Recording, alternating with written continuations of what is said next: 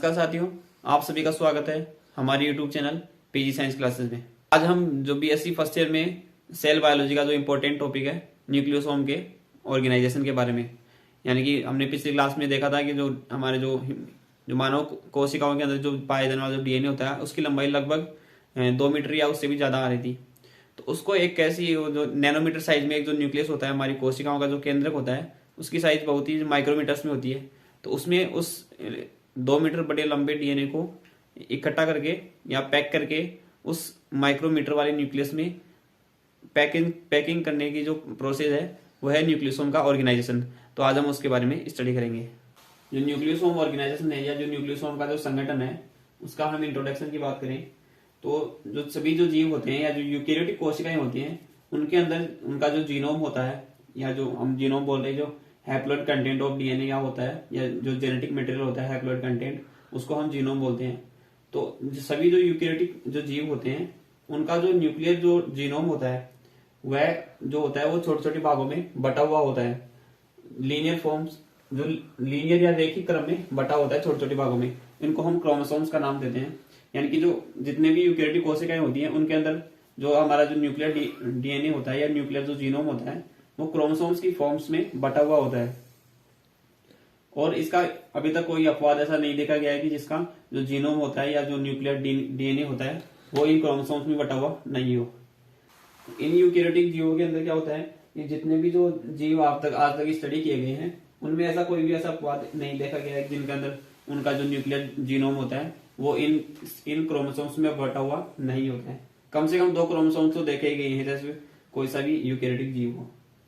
इनके अंदर जो विभिन्नताएं आती हैं मोस्टली जो इन यूकेरियोटिक जीवों में जो विभिन्नताएं आती हैं वो आती है इन क्रोमोसोम्स या जो गुणसूत्र होते हैं उनके संख्या के आधार पर, यानी कि उनका नंबर जो होता है प्रत्येक यूकेरियोटिक जीव या फिर हर एक स्पीसीज में इनका जो क्रोमोसोम्स का नंबर होता है वो अलग अलग कोशिकाओं में अलग अलग होता है। जैसे यीस्ट कोशिकाओं या यीस्ट स्पीसीज की बात करें तो उनके अंदर 16 क्रोमोसोम्स पाए जाते हैं, जबकि जो फ्रूट फ्लाई होती है उनमें 4 ही क्रोमोसोम्स पाए जाते हैं। जो क्रोमोसोम्स का नंबर होता है या जो गुणसूत्रों की जो संख्या होती है वह इसके जो न्यूक्लियर जो जीनोम होता है उसकी साइज के बेसिस पे नहीं होते हैं। यानी कि जो हमारे जो गुणसूत्र होते हैं वो अलग अलग साइज के हो सकते हैं। जैसा कि एग्जांपल के थ्रू देखें तो कुछ जो सैलामेंडर्स होते हैं उनके अंदर क्या होता है जो उनका जो जीनोम होता है वो जो मानव जो ह्यूमन जीनोम होता है या जो हमारी कोशिकाओं में पाए जाने वाला जो जीनोम होता है उससे करीबन 30 गुना बड़ा होता है। कुछ जो सैलामेंडर्स होते हैं उनके अंदर जो ह्यूमन जीनोम पाया जाता है उससे करीबन 30 गुना बड़ा न्यूक्लियर जीनोम उनका होता है। जबकि हम क्रोमोसोम्स की बात करें तो क्रोमोसोम्स का नंबर जो होता है वो जो हमारे यानी कि जो मानव कोशिकाओं में पाए जाने वाला जो जीनोम होता है उसके अंदर जो क्रोमोसोम्स होते हैं उनकी संख्या से भी उनका आधा नंबर ही होता है। तो हम ये नहीं कह सकते हैं कि जो किसी का नंबर अगर क्रोमोसोम्स का ज्यादा है तो उसके अंदर जो न्यूक्लियर जीनोम होता है उसका कंटेंट ज्यादा होगा, तो ये ऐसा बिल्कुल भी नहीं है। अब हम न्यूक्लियोसोम के ऑर्गेनाइजेशन या उनके संगठन की बात करें तो जब हमारी जो कोशिकाएं होती हैं जो सेल साइकिल जब होता है, जब हम जानते हैं जो हमारी जो कोशिकाएं होती हैं वो कोशिका चक्र में एंटर करके एक पूरा मतलब उनके अंदर कोशिकाएं विभाजित होती हैं और फिर एक कोशिका से 2 नई कोशिकाओं का निर्माण होता है, तो हम उसको सेल साइकिल या फिर कोशिका चक्र हम बोलते हैं। तो हमारी जब कोशिकाएं जो होती है वो कोशिका चक्र की जो अंतरावस्था होती है यानी कि जो इंटरफेज होती है उसमें जब होती है तब इनका जो डीएनए जो होता है वो न्यूक्लियो प्रोटीन्स की फॉर्म में न्यूक्लियो प्रोटीन के रूप में पाया जाता है। यानी कि जो प्रोटीन्स होते हैं न्यूक्लियो प्रोटीन का ऐसे मीनिंग है यानी कि जो प्रोटीन्स होते हैं उसके चारों ओर क्या होता है जो न्यूक्लिक एसिड है वह लिपटा हुआ रहता है। यानी कि जो न्यूक्लियो प्रोटीन है उसके अंदर जो प्रोटीन मॉलिक्यूल होता है उसके चारों ओर जो हमारा जो न्यूक्लिक एसिड होता है, हमें पता है कि जो हमारा न्यूक्लिक एसिड डीएनए होता है तो वो क्या होता है उसके ऊपर लिपटा हुआ होता है जिसको हम न्यूक्लियो प्रोटीन बोल रहे हैं। जिसमें प्रोटीन के रूप में जो हमारी प्रोटीन होती है उसके रूप में तो हिस्टोन प्रोटीन्स होती हैं और कुछ नॉन हिस्टोन प्रोटीन जो यूकेरियोटिक कोशिकाएं होती है उनके अंदर पाई जाती है। जबकि हमें पता है जो प्रोकैरियोटिक कोशिकाएं होती हैं उनके अंदर हिस्टोन प्रोटीन एब्सेंस होती है, वहां पर केवल नॉन हिस्टोन प्रोटीन्स पाई जाती है। जब हिस्टोन प्रोटीन वहां पे एब्सेंट होती है तो उनका जो न्यूक्लियर कंटेंट होता है वो कोशिकाओं में बिखरा हुआ पाया जाता है। हमें पता है कि उनके अंदर जो प्रोकैरियोटिक कोशिकाएं होती हैं उनका जो न्यूक्लियर होता है उसके ऊपर भी कोई मेम्ब्रेन नहीं होती है, तो उनका जो न्यूक्लियर या जो जीनोम होता है उनका या जो जेनेटिक मटेरियल होता है वो पूरी कोशिकाओं में अंदर बिखरा हुआ पाया जाता है। तो हमारी जो यूकेरियोटिक कोशिकाएं होती हैं उनके अंदर जो प्रोटीन्स होती है जो न्यूक्लियो प्रोटीन होती है उसके अंदर जो प्रोटीन का पार्ट होता है तो प्रोटीन के रूप में तो हिस्टोन और नॉन हिस्टोन प्रोटीन पाई जाती है, जबकि जो न्यूक्लिक एसिड होता है उसके रूप में हमें पता है कि डीएनए पाया जाता है। जो हिस्टोन प्रोटीन होता है उसके चारों ओर डीएनए के लिपटने से जो संरचना बनती है, यानी कि हम बात करें जो न्यूक्लियर प्रोटीन है, तो स्टोन का प्रोटीन होती है, हमें पता है कि प्रोटीन के रूप में स्टोन होती है और जो न्यूक्लिक एसिड होता है उसके रूप में डीएनए होता है। तो जब स्टोन प्रोटीन के चारों ओर हमारा डीएनए लिपटता है, उससे जो संरचना बनती है हम उसे न्यूक्लियोसोम बोल रहे हैं। और इसी को हमने न्यूक्लियोसोम ऑर्गेनाइजेशन की बात की थी कि जो हिस्टोन प्रोटीन होता है उसके चारों ओर जो डीएनए लिपटता है, उससे जो संरचना बन रही है हम उसे न्यूक्लियोसोम कहते हैं। यानी कि और न्यूक्लियोसोम क्या होती है, फिर न्यूक्लियोसोम में जब कुंडलन होता है तो फिर क्रोमेटिन का फॉर्मेशन होता है। क्रोमेटिन का फॉर्मेशन होता है न्यूक्लियोसोम के कुंडलन से। जब न्यूक्लियोसोम आगे होते हैं और ज्यादा उनमें कोइलिंग होती है तो क्रोमेटिन का फॉर्मेशन होता है। यानी कि हम कह सकते हैं जो न्यूक्लियोसोम होती है वो क्रोमेटिन की स्ट्रक्चरल यूनिट होती है। हमने न्यूक्लियोसोम की बात की थी। जो न्यूक्लियोसोम होता है वो हिस्टोन प्रोटीन के चारों तरफ डीएनए के लिपटने से न्यूक्लियोसोम का निर्माण होता है और न्यूक्लियोसोम के कुंडलन से क्रोमेटिन का निर्माण होता है। यानी कि न्यूक्लियोसोम जो होता है वो क्रोमेटिन की आधारभूत संरचनात्मक इकाई होती है। अब यहाँ पे जो क्रोमेटिन होता है ये दो प्रकार के होते हैं। क्रोमेटिन जो होते हैं वो दो प्रकार के होते हैं। पहला है वो हेटेरोक्रोमेटिन है और दूसरा जो है उसको यूक्रोमेटिन कहा जाता है। जो हेटेरोक्रोमेटिन होता है यह जो होता है वो अत्यधिक संघनित, जो गुणसूत्रों की जो अत्यधिक संघनित फॉर्म्स होती है उसको हम हेटेरोक्रोमेटिन बोलते हैं। यानी कि यहाँ पे जो गुणसूत्र होते हैं वो टाइटली पैक हो जाते हैं, यानी कि बहुत ही ज्यादा संघनित होकर के, यानी कि कंडेंस होकर के हो जाते हैं। जब इनको हम स्टेन करते हैं तो ये गहरे अभिरंजित होते हैं। तो इस गहरे अभिरंजित क्रोमेटिन को ही हेटेरोक्रोमेटिन कहते हैं। और ये जो होते हैं इनके जो अनुक्रम होते हैं ये अनुलेखित नहीं होते हैं, यानी कि इतने ज्यादा पैक हो जाते हैं अत्यधिक कंडेंस होने की वजह से इनका अनुलेखन भी पॉसिबल नहीं हो पाता है, इसलिए इनको हम ट्रांसक्रिप्शनली इनएक्टिव कहते हैं। जो नेक्स्ट क्रोमेटिन का पार्ट है वो है यूक्रोमेटिन। यानी कि क्रोमेटिन हमने देख रहे थे दो प्रकार के थे, हेटेरोक्रोमेटिन और यूक्रोमेटिन। तो हेटेरोक्रोमेटिन के बारे में हमने बताया था कि ये बहुत ही ज्यादा कंडेंस या जो संघनित रूप होती है क्रोमोसोम्स की उसे हम हेटेरोक्रोमेटिन बोल रहे थे। जबकि जो यूक्रोमेटिन होता है यह जो हमारे क्रोमोसोम्स होते हैं उनकी जो असंगठित जो फॉर्म होती है या जो असंगठित उनका रूप होता है वह यूक्रोमेटिन क्रोमोसोम्स कहलाते हैं। यानी कि ये इतने ज्यादा कंडेंस नहीं होते हैं जितना हेटेरोक्रोमेटिन होते हैं। और जब हम इसको स्टेन करते हैं तो ये बहुत ही लाइट कलर के क्रोमोसोम्स दिखाई देते हैं हमारे को। और ये जो होते हैं वो ट्रांसक्रिप्शनली एक्टिव होते हैं, या हम बोल सकते हैं कि इन जो यूक्रोमेटिन होते हैं उनका सभी का ट्रांसक्रिप्शन होता है। यानी कि जितने भी जीन्स पाए जाते हैं डीएनए के अंदर जो असंगठित होते हैं उनको हम यूक्रोमेटिन बोलते हैं और वो उन सभी का अनुलेखन होता है। अनुलेखन का यहाँ से मीनिंग है जो डीएनए होता है उससे डीएनए से एमआरएनए का बनना, इस प्रोसेस को हमने अनुलेखन कहते हैं या ट्रांसक्रिप्शन कहते हैं। तो ये ट्रांसक्रिप्शनली एक्टिव होते हैं यूक्रोमेटिन। अब हम न्यूक्लियोसोम की बात करते हैं। न्यूक्लियोसोम क्या होता है? तो जो यूकेरियोटिक कोशिकाएं होती हैं, यूकेरियोटिक जीव होते हैं, उनके अंदर जो डीएनए होता है, डीएनए की जो पैकेजिंग की जो मूल संरचनात्मक इकाई को हमने न्यूक्लियोसोम बोला है। यानी कि जितने भी यूकेरियोटिक जीव होते हैं उनके अंदर जो डीएनए को पैक करने वाली जो मूल जो संरचनात्मक इकाई होती है हम उसे न्यूक्लियोसोम नाम दे रहे हैं। अब जो न्यूक्लियोसोम होता है उसकी संरचना में हमने बात की थी, जो न्यूक्लियोसोम होता है वो हिस्टोन प्रोटीन के चारों ओर डीएनए के लिपटने से न्यूक्लियोसोम का निर्माण होता है। तो इस न्यूक्लियोसोम में जो हिस्टोन प्रोटीन होती है उनकी बात करते हैं। तो न्यूक्लियोसोम की संरचना में 4 प्रकार के हिस्टोन प्रोटीन पाए जाते हैं। जो ये 4 जो प्रोटीन हिस्टोन प्रोटीन होते हैं उनमें से है H2A, H2B, H3 और H4 ये पाई जाती हैं। और इसमें क्या होता है, जिसमें प्रत्येक जो हिस्टोन प्रोटीन होते हैं यानी कि H2A, H2B, H3 और H4 इन चारों प्रोटीन्स के 2-2 मॉलिक्यूल पाए जाते हैं। 2-2 मॉलिक्यूल इस हिस्टोन में पाए जाते हैं जो न्यूक्लियोसोम होता है उसके अंदर। तथा ये संरचना जो होती है उसका हम कोर पार्टिकल या कोर खंड से कहते हैं। यानी कि जो चारों प्रोटीन्स होती हैं हिस्टोन प्रोटीन, इनके 2-2 अणु मिलकर के इसका कोर पार्टिकल का निर्माण करते हैं। और इस कोर ऑक्टामर में जो हिस्टोन होता है उसके चारों ओर डीएनए अणु जो होता है वो 1.75, जिसे हम 0.2 या फिर 1.75 राउंड जो होता है, लगभग 1.75 होता है उतना जो डीएनए होता है, यानी कि एक चक्कर पूरा और फिर दूसरे चक्कर में 1.75 यानी कि 3/4 जो पार्ट होता है उसका चक्कर लगा करके डीएनए जो होता है फिर अगला न्यूक्लियोसोम के अंदर एंटर करता है। तो इसके अंदर जो हिस्टोन प्रोटीन के चारों जो डीएनए राउंड करता है वो 1.75 राउंड कंप्लीट करता है।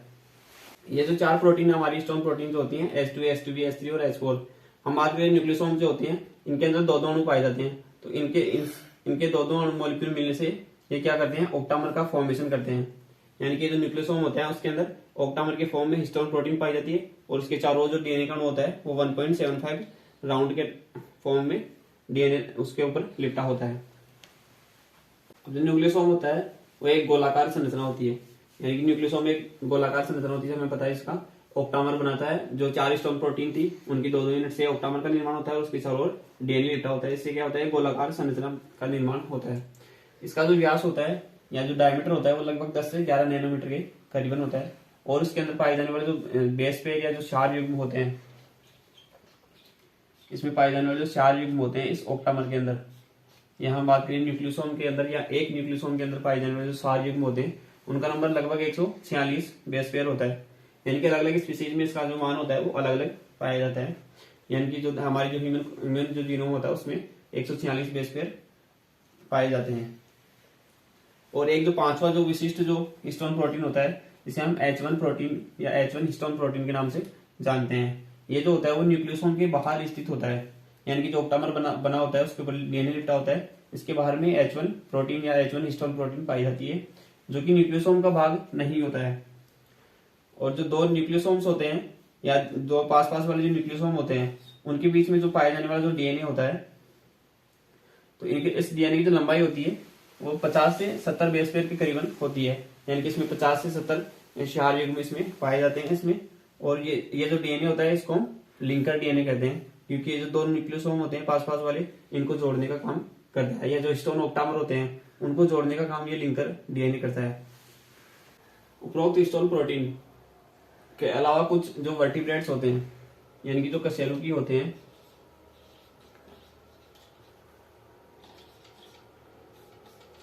उपरोक्त हिस्टोन प्रोटीन यानी कि जो हमारी जो हिस्टोन प्रोटीन जो न्यूक्लियोसोम में पाई जाने वाले जो प्रोटीन्स थे जैसे H2A थी, H2B, H3, H4 और जो लिंकर प्रोटीन H1 थी, उसके अलावा जो कुछ जो कशेरुकी होते हैं उनके अंदर H1AE और H1, H1T, H1 degree and H5 ये जो कुछ एक्स्ट्रा हिस्टोन प्रोटीन्स होते हैं ये भी उनमें जो कुछ कशेरुकी जीवों के अंदर पाए जाते हैं या देखे गए हैं। यूकेरियोटिक कोशिकाओं के विपरीत यानी कि यूकेरियोटिक कोशिकाओं के विपरीत जो स्पंज कोशिकाएं होती हैं यानी कि जो शुक्राणु की कोशिकाएं होती हैं, जो शुक्राणु की कोशिकाएं होती हैं उनके अंदर जो क्रोमोसोम्स होते हैं उनमें हिस्टोन प्रोटीन के स्थान पर जो प्रोटामिन प्रोटीन्स होती है ये पाई जाती है।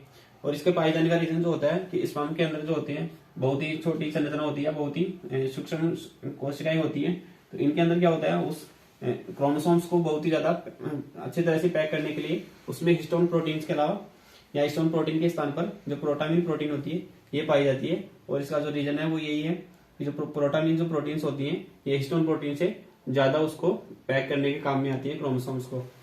अब यहाँ पे एक टर्म आती है क्रोमेटोसोम, यानी कि जो क्रोमेटोसोम होता है वो प्रत्येक जो न्यूक्लियोसोम होता है उसके साथ में एक लिंकर हिस्टोन प्रोटीन जो H1 होती है वह उपस्थित होता है और ये दोनों मिलकर के क्रोमेटिन की उप इकाई होती है उसको निर्माण करते हैं, उसको निर्मित करते हैं। यानी कि जो न्यूक्लियोसोम है जो हमारा ऑक्टामर जो जिसमें 4 प्रोटीन पाई जाती H2A, H2B, H3 और H4, उन सभी की 2-2 उप इकाइयां मिलकर के एक ऑक्टामर का निर्माण कर रही थी। और उस ऑक्टामर के साथ में क्या होता था, उस ऑक्टामर को हमने डीएनए लिपटने के बाद में उसको न्यूक्लियोसोम बोला था। जबकि न्यूक्लियोसोम बनने के बाद में क्या होता है उसके साथ में लिंकर हिस्टोन प्रोटीन इससे H1 जो प्रोटीन थी उसके ऐड हो जाने से जो बनने वाली संरचना होती है या जो बनने वाली जो संरचना होती है उसको हम क्रोमेटोसोम कहते हैं। यानी कि इसमें जो न्यूक्लियोसोम होता है एक तो उसमें जो हिस्टोन प्रोटीन्स होती है और उसके ऊपर डीएनए लिपटा होता है उसको हम न्यूक्लियोसोम बोले हैं, और उसके साथ में लिंकर जो प्रोटीन होती है H1 उसके अटैच होने के बाद में जो बनने वाली संरचना होती है उसको हम क्रोमेटोसोम कहते हैं। अब न्यूक्लियोसोम की जो पैकेजिंग की जो संरचना में अलग अलग जो फॉर्म्स निर्मित होती है हम उन संरचनाओं के बारे में बात करते हैं। हमने पिछली क्लास में बात की थी जो डीएनए का वाटसन और क्रिक का मॉडल था, उन्होंने उस डीएनए जो डुप्लेक्स था यानी कि डीएनए की जो द्विलड़ी थी उसका जो व्यास या जो डायमीटर था वो उन्होंने 20 एंगस्ट्रॉम बताया था। तो ये जो डीएनए होता है हमने बात की थी कि ये न्यूक्लियोप्रोटीन की फॉर्म में होता है और इस न्यूक्लियोप्रोटीन के अंदर हिस्टोन प्रोटीन्स होते हैं। हिस्टोन प्रोटीन जो होते हैं वो इसका कोर ऑक्टामर बनाते हैं, यानी कि इसका कोर का निर्माण करते हैं वो हिस्टोन प्रोटीन होते हैं। और 4 प्रकार की हिस्टोन प्रोटीन थी, उनसे क्या कर 2-2 उप इकाइयां उनकी मिलकर के एक ऑक्टामर का फॉर्मेशन कर रही है। इसको हमने न्यूक्लियोसोम नाम दिया है। और इसके ऊपर डीएनए का जो होता है 1.75 राउंड, इसके पर लगभग इतना राउंड इस पे डीएनए का होता है। एक उसमें लिंकर डीएनए की बात की थी हमने, उसका नाम है H1 हिस्टोन प्रोटीन। इनकी सहायता से इसके क्रोमेटोसोम का निर्माण होता है। और क्रोमेटोसोम को हमने क्रोमेटिन की एक उप इकाई के बारे में बताया। ये उप इकाइयां जो होती हैं आपस में एक दूसरे से जुड़ने के लिए जो होता है वो लिंकर डीएनए होता है। तो इसको हमने लिंकर डीएनए बोला या लिंकर डीएनए से कहते हैं। इनके दोनों जो दो न्यूक्लियोप्रोटीन्स होती हैं उनके बीच में 50 से 70 बेस पेयर का एक या 50 से 70 जो क्षार युग्म होते हैं उनका एक लिंकर डीएनए पाया जाता है जो दो न्यूक्लियोसोम का आपस में जोड़ता है। तो डीएनए जो होता है वो इस न्यूक्लियोप्रोटीन के ऊपर 1.75 जो राउंड होते हैं वो इसके ऊपर लिपटा होता है। फिर आगे दूसरा न्यूक्लियोसोम आता है उसके ऊपर फिर से यानी कि जो हिस्टोन प्रोटीन का जो कोर होता है उसके ऊपर फिर से 1.75 का डीएनए लिपटा होता है। इस प्रकार से ये जो होता है जो डीएनए होता है इस जो संरचना होती है ये न्यूक्लियोसोम वाली, इसको हम बोलते हैं कि जो बीट्स ऑन स्ट्रिंग, इसको इस संरचना को बीट्स ऑन स्ट्रिंग या डीएनए स्ट्रिंग बोलते हैं। यानी कि डीएनए की छड़ी के ऊपर मोती के जो दाने होते हैं उस प्रकार से ये संरचना दिखाई देती है। यानी कि एक जो लंबी छड़ी होती है डीएनए की उसके ऊपर मोती के दाने जो होते हैं न्यूक्लियोसोम की संरचना होती है। हमने बात की जो डीएनए डुप्लेक्स होता है उसका जो डायमीटर होता है वो 20 एंगस्ट्रॉम का होता है। जब ये न्यूक्लियोसोम का निर्माण करता है तो इसका जो डायमीटर होता है वो करीबन 10 नैनोमीटर के आसपास होता है एक न्यूक्लियोसोम का। ये जो न्यूक्लियोसोम होते हैं आगे फिर से कंडेंस या अति कुंडलित होकर के बिल्कुल ये कॉम्पैक्ट संरचना बनाते हैं। इसमें जो होते हैं वो 6 न्यूक्लियोसोम के जो बंडल होते हैं उनका निर्माण होता है और इसका जो साइज होता है वो 30 नैनोमीटर का होता है। और ये जो 6 न्यूक्लियोसोम का जो एक पैकेट होता है उसको हमने सोलिनॉइड कहते हैं। तो सोलिनॉइड होता है ये एक स्टोन ये जो स्टोन प्रोटीन होते हैं उसका एक मतलब ऐसे गोलाकार संरचना का निर्माण करते हैं जिसमें जो 6 न्यूक्लियोसोम्स होते हैं 6 न्यूक्लियो जो प्रोटीन्स होते हैं या क्रोमेटोसोम होते हैं वो 6 क्रोमेटोसोम होते हैं वो आपस में जुड़ करके एक रिंग का निर्माण करते हैं। इस रिंग को हम सोलिनॉइड कहते हैं और इसका जो डायमीटर होता है वो लगभग 30 नैनोमीटर के आसपास होता है। सोलिनॉइड से आगे जब ये और भी ज्यादा कॉम्पैक्ट होकर के जब ये और उसमें बहुत सारे जो होते हैं सोलिनॉइड होते हैं आपस में मिक्स होकर के और भी ज्यादा कॉम्पैक्ट संरचना बनाते हैं जिसका जो डायमीटर होता है 300 नैनोमीटर के करीबन होता है। फिर ये जो 300 नैनोमीटर होता है ये और ज्यादा कॉम्पैक्ट होकर के इसे और ज्यादा इसमें कई प्रोटीन शामिल होते हैं। उन प्रोटीन्स की मदद से ये और ज्यादा इसके फोल्ड होता जाता है यानी कि ये एक दूसरे के ऊपर लिपटता जाता है जिससे ये और भी संगठित संरचना बन जाती है जिसका व्यास होता है वो 700 नैनोमीटर के करीब होता है। और इस संरचना को हमने क्रोमेटिड,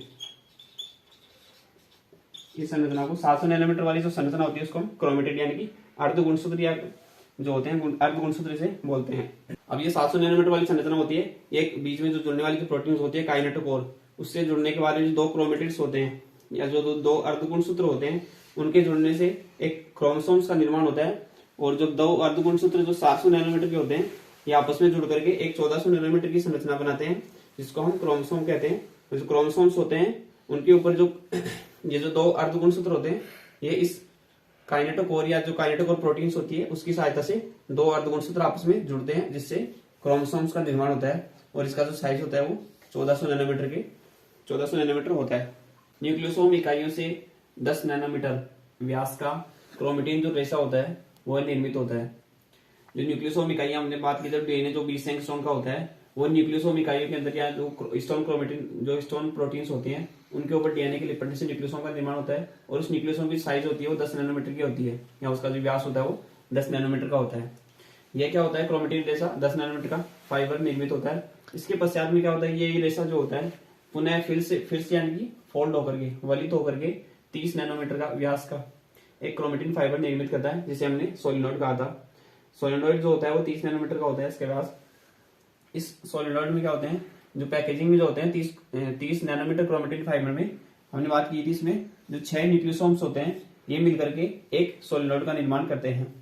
तो इसमें 30 नैनोमीटर क्रोमेटिन फाइबर में 6 न्यूक्लियोसोम जो होते हैं वो प्रति टर्न उपस्थित रहते हैं। यानी कि एक जो राउंड होता है या एक सोलिनॉइड होता है, सोलिनॉइड जो होता है एक राउंड स्ट्रक्चर होती है उसके अंदर 6 न्यूक्लियोसोम उसमें प्रेजेंट होते हैं। फिर आगे ये जो 30 नैनोमीटर का जो क्रोमेटिन रेशा या सोलिनॉइड है यह फिर से जब इसमें फोल्डिंग होती है इसमें आगे तो फिर ये 300 नैनोमीटर जो व्यास होता है उसका और उसके बाद में यानी 300 नैनोमीटर के संरचना का निर्माण करते हैं। उसके बाद में ये फिर से फोल्ड होकर के एक 700 नैनोमीटर डायमीटर का क्रोमेटिन फाइबर या क्रोमेटिन जो फाइबर होता है उसको निर्मित करते हैं, जिसे हम अर्धगुणसूत्र कह रहे हैं, यानी कि क्रोमेटिन कहते हैं। ये जो 700 नैनोमीटर व्यास का जो क्रोमेटिन फाइबर होता है हम इसको अर्धगुणसूत्र कहते हैं। और जो दो अर्धगुणसूत्र होते हैं इनके मिलने से क्या होता है, ये दो अर्धगुणसूत्र जो होते हैं वो काइनेटोकोर प्रोटीन, हमने पिछली बार हमने अभी थोड़ी देर पहले जो डायग्राम था उसमें बताया था, जो दो क्रोमेटिड्स होते हैं या दो जो अर्धगुणसूत्र होते हैं, ये जो काइनेटोकोर प्रोटीन होती है उसकी सहायता से जुड़ करके क्रोमोसोम या गुणसूत्र का निर्माण करते हैं। और इस गुणसूत्र का जो व्यास होता है वो लगभग 1400 नैनोमीटर का होता है। अब हम जो क्रोमेटिन जो होता है उसके फंक्शंस या उसके जो कार्य होते हैं क्रोमेटिन के, उनके बारे में बात करते हैं। तो हमने बात की थी जो हमारे जो कोशिका में पाए जाने वाला जो डीएनए होता है उसकी लंबाई जो होती है, हमारे जो ह्यूमन डीएनए होता है उसकी लंबाई अप्रोक्सीमेट 2 मीटर के आसपास होती है। जबकि हमें पता है कि 2 मीटर तो हमारे इंसानों की लंबाई भी नहीं होती है, जो ह्यूमन बीइंग्स होती है उनकी लंबाई भी 2 मीटर नहीं होती है। तो एक कोशिका जो होती है जो हम उसे हम नग्न आंखों से भी नहीं देख सकते, उसके अंदर उस डीएनए या 2 मीटर के डीएनए को उसके अंदर पैक करने के लिए यहाँ पे क्या होता है, जो क्रोमेटिन होते हैं या जो क्रोमोसोम्स का जो ऑर्गेनाइजेशन है या जो उसका न्यूक्लियोसोम मॉडल है वह यहाँ पे दिया गया, प्रस्तुत किया गया। और इसमें इसका जो मुख्य फंक्शन होता है वो यही होता है कि इतने बड़े डीएनए को कम स्थान में पैक करना, जिससे वह जो कोशिका के जो न्यूक्लियस होता है या केंद्रक होता है उसके अंदर समा सके।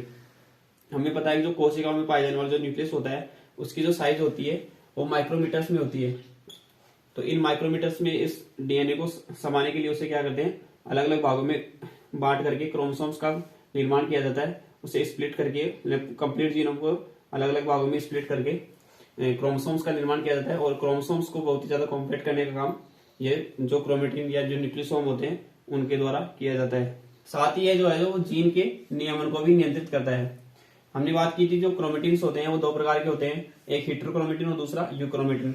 जो हेटेरोक्रोमेटिन था उसमें क्या होता है, जो हमारे जो गुणसूत्र थे जिसमें उसमें जो अनुलेखन के प्रति उनमें सक्रियता नहीं पाई जाती है तो वो हेटेरोक्रोमेटिन कहलाते हैं। तो उनको क्या होता है, बहुत ही ज्यादा पैक कर दिया जाता है, जिससे वो जब उनका अनुलेखन होता है तो वो ओपन ही नहीं हो पाते हैं।